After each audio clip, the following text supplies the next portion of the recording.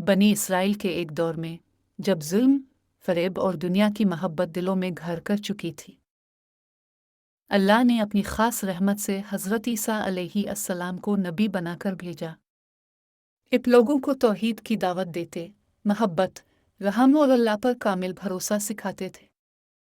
मर्दों के दिल इब की बातों से रोशन हो जाते, मगर ताकत और गुरूर के पुजारियों को ये रोशनी बर्दाश्त न थी। यहूदी सरदारों को डर था कि अगर लोग हज़रत ईसा पर ईमान ले आए तो उनकी सरदारी ख़त्म हो जाएगी। चुनांचे उन्होंने खुफिया मजलिसें शुरू कर दी, साजिशों के जाल बांधने लगे। आखिरकार उन्होंने ये तय किया कि हज़रत ईसा को कत्ल कर दिया जाए, माज़अल्लाह।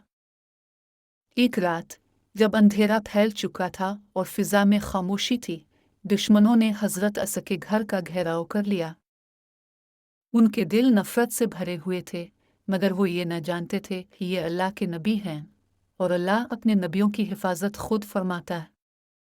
इसी लम्हे अल्लाह ताला ने एक अजीम मोजज़ा ज़ाहिर फरमाया।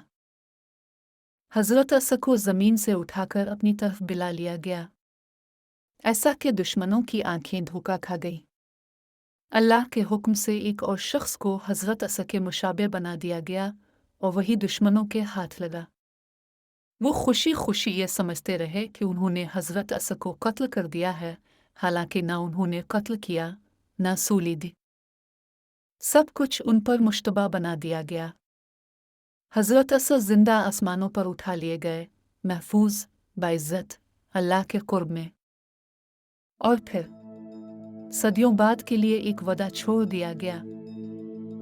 क़यामत के करीब, जब ज़मीन जुल्म से भर जाएगी, जब हक़ और बातिल की पहचान मुश्किल हो जाएगी, हज़रत ईसा अलैहिस्सलाम दोबारा दुनिया में तशरीफ़ लाएंगे।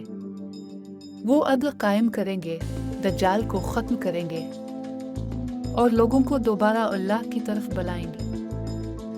उस वक्त हक़ वाज़े हो जाएगा और सच पूरी आबो ताब से चमकेगा। ये वाक़या हमें याद दिलाता है कि अल्लाह की तदबीर सबसे बड़ी है और जो अल्लाह पर भरोसा करे वो कभी ज़ाय नहीं होता।